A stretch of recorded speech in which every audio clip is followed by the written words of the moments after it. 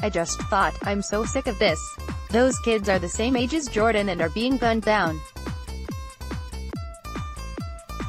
Why are our legislators still playing games with human lives, she says. I'm looking beyond my own tragedy, looking at how many more people are suffering. Lucy McBath. 6 years later, McBath's fight for justice and gun reform continues to evolve. As she connected with families of the Parkland school shooting victims in February and continued lobbying on behalf of the gun control group Moms Demand Action for Gun Sense in America, McBath realized the massacre struck too close to home. She prayed to God for guidance about what she should do to help the students. 2 days later, she decided to run for Congress. In March, McBath added her name to the Democratic primary ballot for Georgia's 6th, a district made up of northern Atlanta suburbs. On Tuesday, voters will decide which of the 4 Democrats will run against Republican Karen Handel in the general election in November. McBath stands out among her party opponents as the only person of color and the only woman.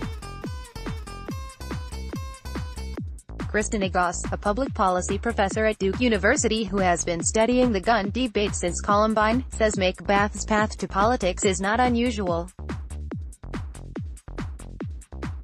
Former U.S. Representative Carolyn McCarthy led the fight on the Democratic side of the aisle for years before retiring. She had been living a quiet life as a nurse in 1993 when a man killed 6 people on a Long Island commuter train, including her husband. The incident eventually led her successful election to Congress.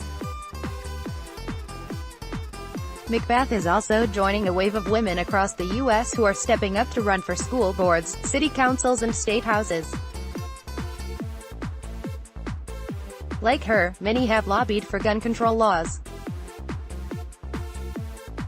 What many of our volunteers realize after visiting their state or federal lawmakers is that they are just as smart and capable, says Shannon Watts, founder of Moms Demand Action. Last year, 9 women involved with the group ran for local and state office and were elected.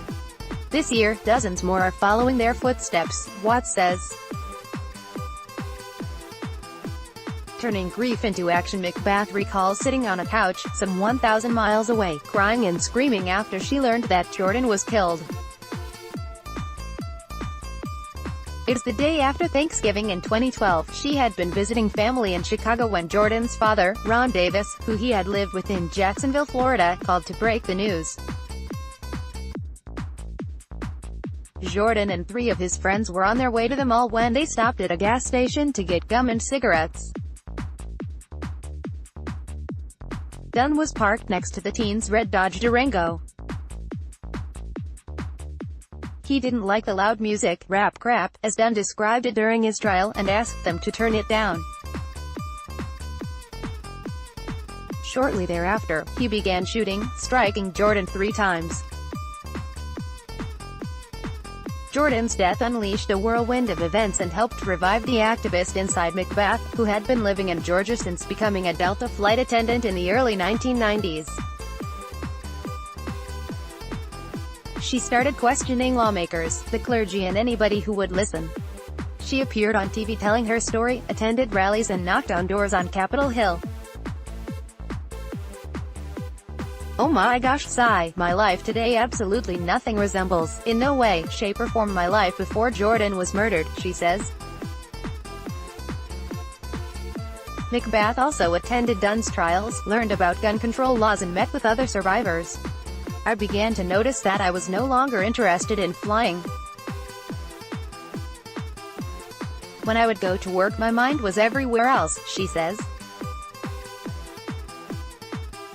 2 years after her son's death, Dunn was sentenced to life in prison without parole.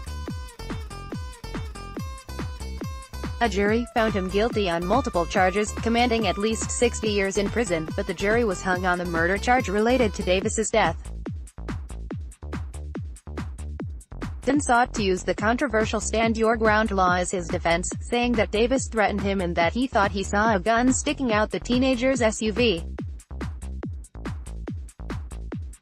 Police found a basketball, sneakers, clothing, a camera, tripod and cups inside the vehicle, but no gun. After a second trial, Gunn was convicted of first-degree murder. Gunn's conviction gave McBath a limited sense of justice. "It's not enough justice, 1, because I don't have my son, and 2, because there's so many other people in this country that continue to die like him," she says.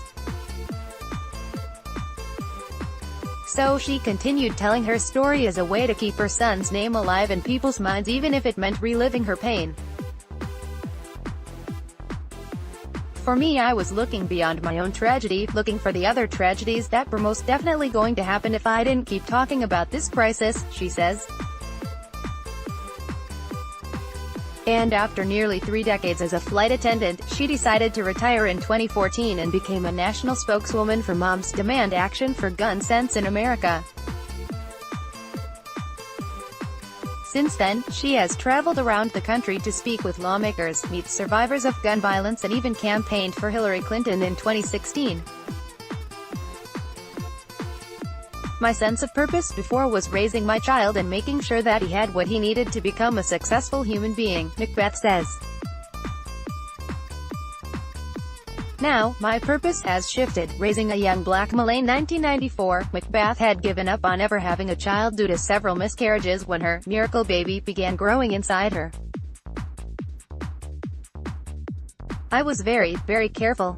Just didn't want to slip, didn't want to fall," McBath recalls. "I did exactly as the doctor told me to do." She dedicated her life to raising Jordan. The curious boy with a great sense of humor loved learning about everything around him.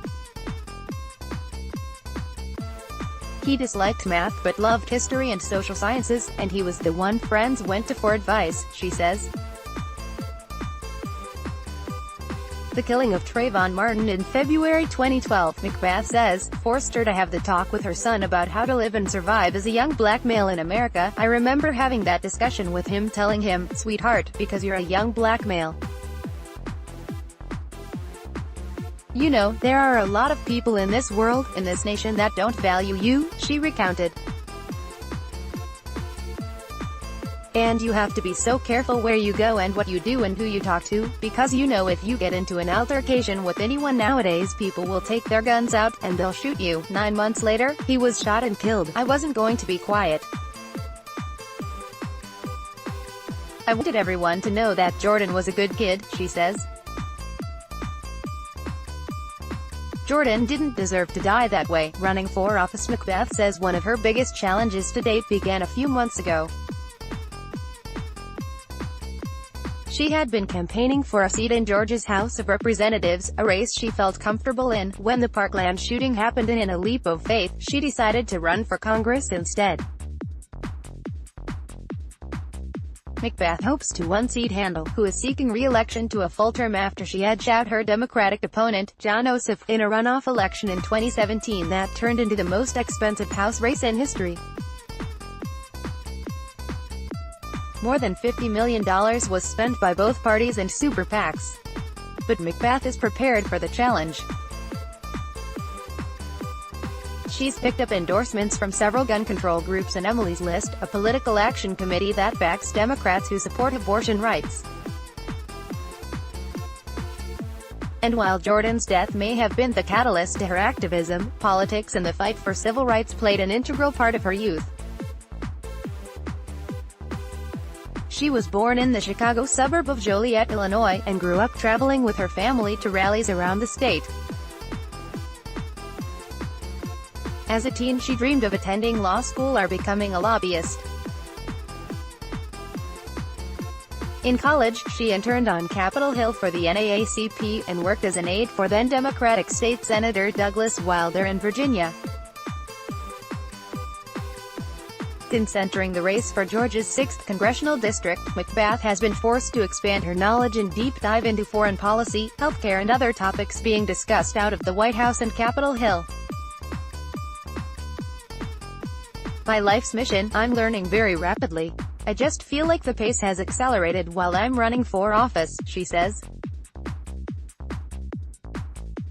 for Michael Owens, the Democratic Committee chairman in Cobb County, on the western side of the 6th District. McBath's prominence in the national political round may contribute to keep the momentum going for Democrats in Georgia. Lucy has the ability to connect with people.